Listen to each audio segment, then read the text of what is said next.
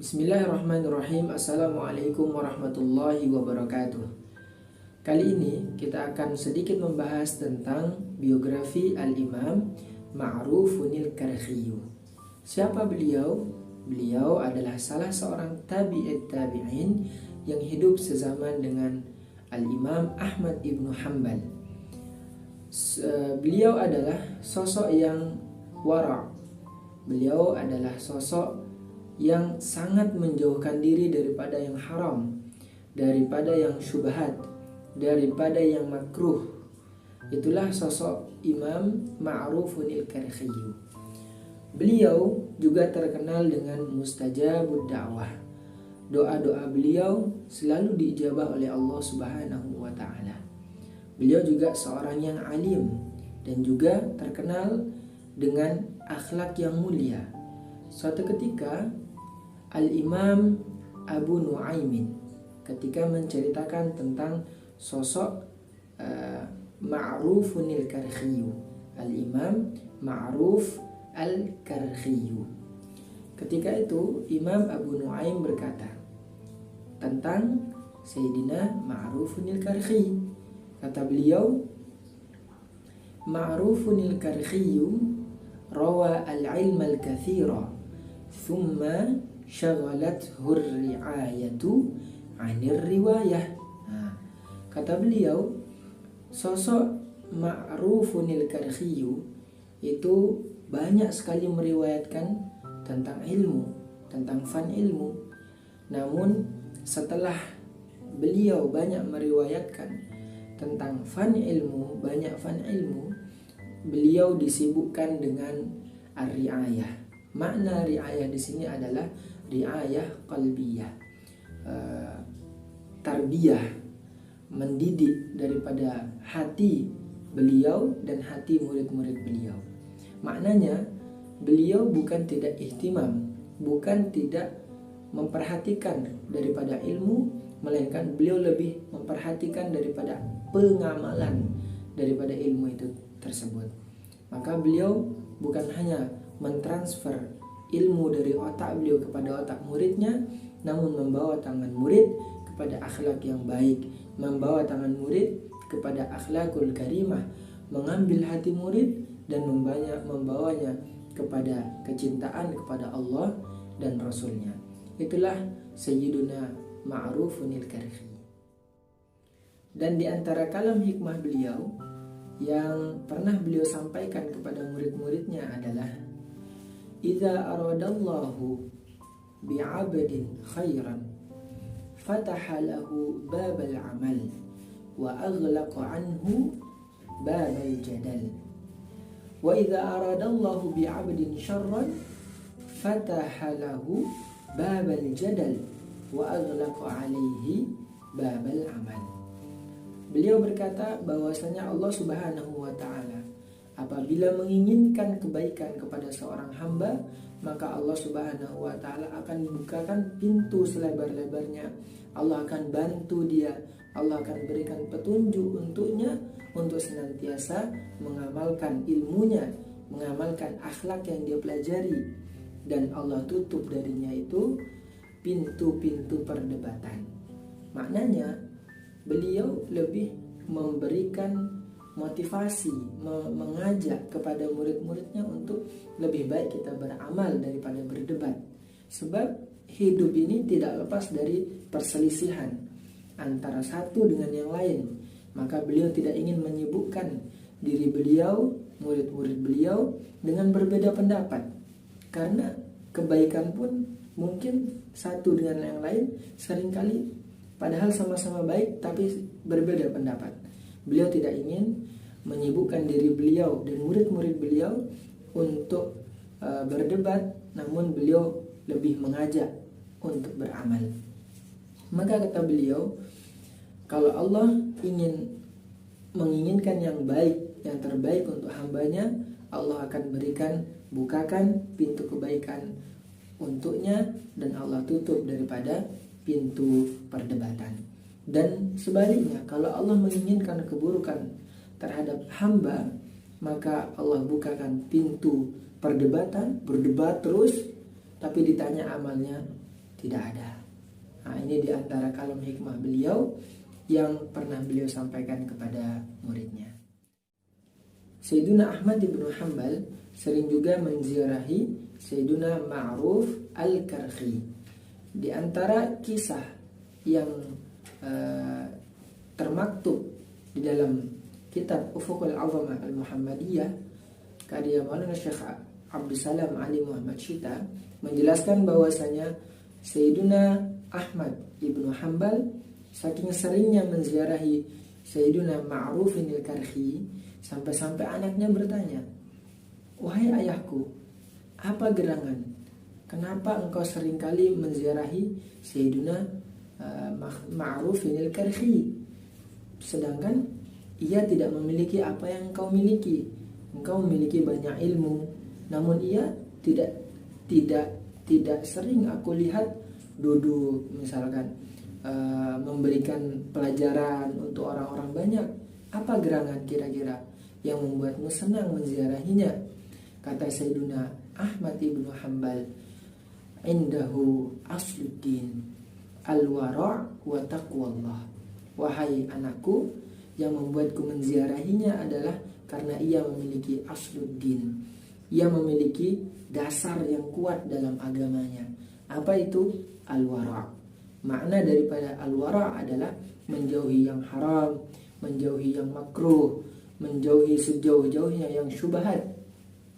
Dan taqwallah, yakni menjalankan perintah Allah, menjauhi larangannya. Namun manusia dalam menjauhi larangan Allah dan mentaati perintahnya terbagi menjadi 3.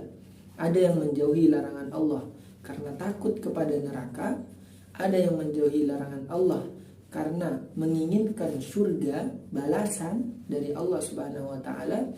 Namun ada juga yang seperti Sayyiduna Ma'ruf al-Karhi yang mentaati perintah Allah, menjauhi larangannya karena cinta kepada Allah Subhanahu wa ta'ala.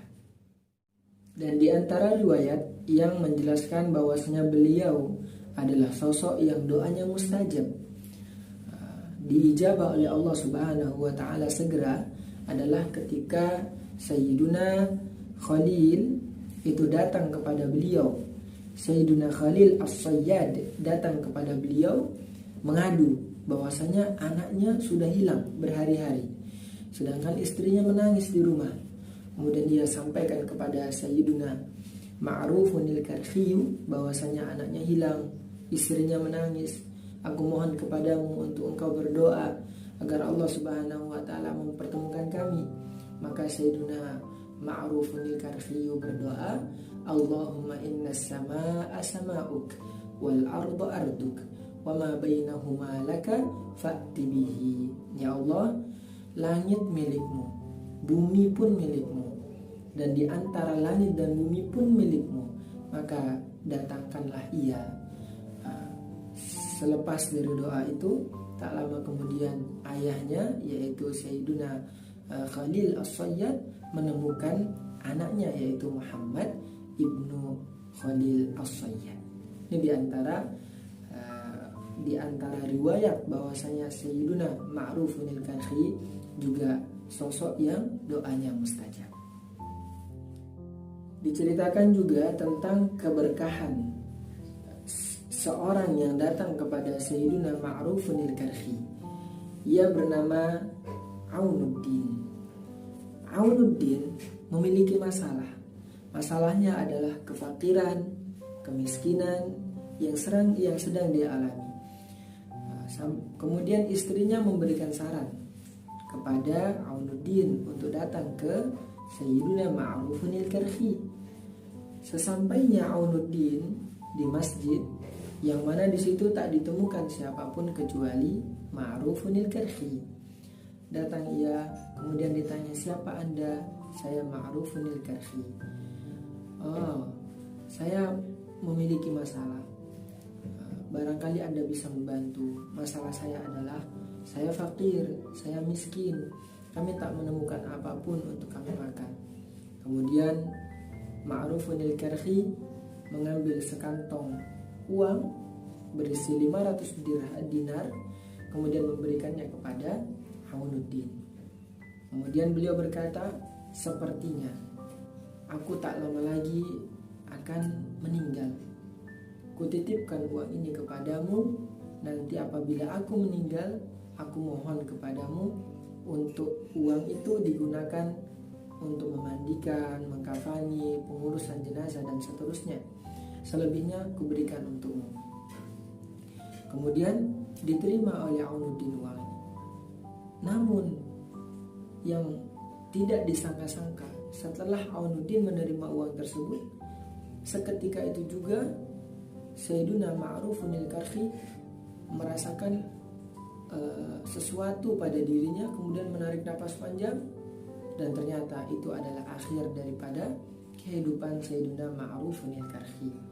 Meninggal Sayyiduna Ma'rufun al-Karkhi, diurus oleh Sayyiduna Aunuddin yang memegang uang tadi, yang mendapatkan wasiat daripada Ma'rufun al-Karkhi. Kemudian setelah diurus jenazahnya selesai, masih ada sisa uang tadi dipegang oleh Aunuddin. Kemudian selepas itu ia membawa uang tersebut dan menemukan seorang yang mirip sekali dengan Ma'rufun al-Karkhi. Namun saudara tadi tidak tahu saudaranya sudah meninggal. Kemudian disampaikan kabar itu oleh Aunuddin, dan kemudian ia menyampaikan bahwasanya masih ada sisa uang yang ingin kuberikan kepadamu karena engkau yang lebih berhak daripada aku. Kemudian saudaranya tadi mengatakan bahwasanya jika itu sudah diwasiatkan untukmu, kenapa engkau berikan untukku? Ambil saja. Namun Aunuddin tidak menerima uang tersebut. Ia memberikannya kepada saudara daripada Sayyiduna Ma'rufun al-Karkhi. Kemudian kabar itu tersebar. Kabar kisah tentang pemberian uang dari Aunuddin ke saudara daripada Sayyiduna Ma'rufun al-Karkhi. Kabar itu tersebar sampai ke telinga khalifah. Khalifah tahu siapa itu Aunuddin. Indah sekali kisahnya. Sepertinya ia bukan sembarang orang. Ia adalah orang baik. Ia adalah orang yang sangat berhati-hati. Ia adalah orang yang tidak silau dengan banyaknya uang. Aku ingin mengajaknya bermusyawarah. Aku ingin mengajaknya berbincang-bincang. Kemudian khalifah memanggilnya dan khalifah menjadikannya sebagai menteri daripada khalifah tersebut. Dari situ berubahlah kehidupan Aunuddin yang awalnya fakir, miskin, tak menemukan apa yang dia makan. Kemudian keberkahannya bertemu dengan Sayyiduna Ma'rufun al-Karkhi di akhir hayatnya, kemudian menjadikan dia menjadi orang yang berkecukupan, bahkan memberikan manfaat untuk orang banyak. Inilah diantara keberkahan bertemu dengan ulama, bertemu dengan orang soleh seperti Sayyiduna Ma'rufun al-Karkhi. Maka kita juga jangan bosan untuk datang kepada para ulama, datang kepada orang-orang soleh. Barangkali dari situ Allah mengangkat derajat kita di sisinya dan menjadi orang-orang di antara orang-orang yang dicintai oleh Allah Subhanahu